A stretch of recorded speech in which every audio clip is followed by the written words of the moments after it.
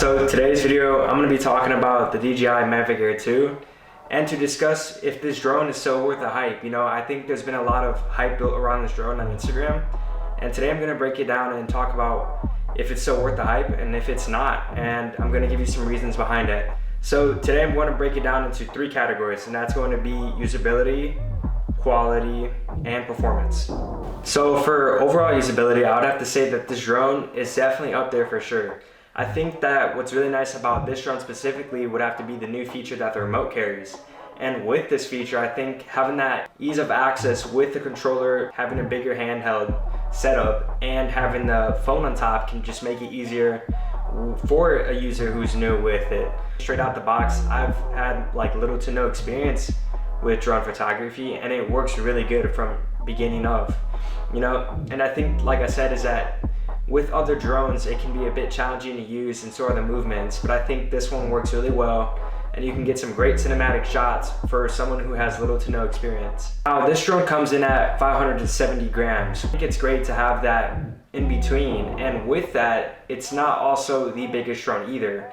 It's about the size of the remote, which I will show in a future photo, and I think that for overall compact and usability this is a great drone.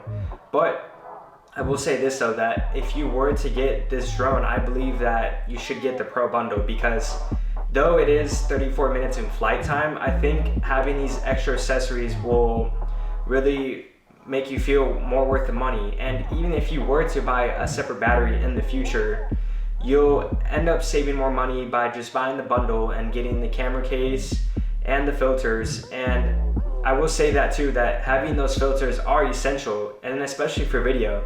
So I think that overall this is a really great drone for quality, and I don't think, even though it isn't as beefy as the other drones, I still think that they're starting to optimize between what is too much and what is not enough, you know. So I think this is a great drone for quality, and I don't see it having any problems. I have seen videos too of people crashing it, and it still works really well. So now for performance, probably the most important part of the drone. So the DJI Mavic Air 2 comes in around 34 minutes of flight time.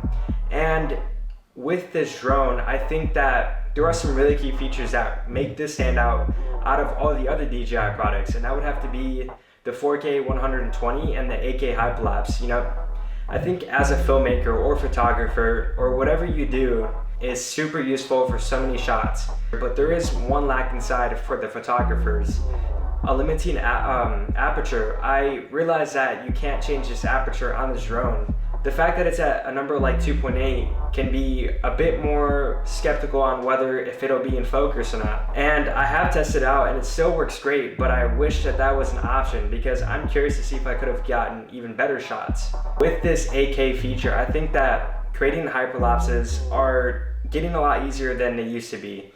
And with this drone, you can set up the settings that way you can just follow it to go in a specific direction. And I think this is great for beginners who don't know how to really shoot a hyperlapse. Some other cool features that come with this drone would have to be the automatic features. And I think that, like I said, if you're going to start off, having a lot of automatic features can be easy for those who are learning to just get into photography and run and gun shoots.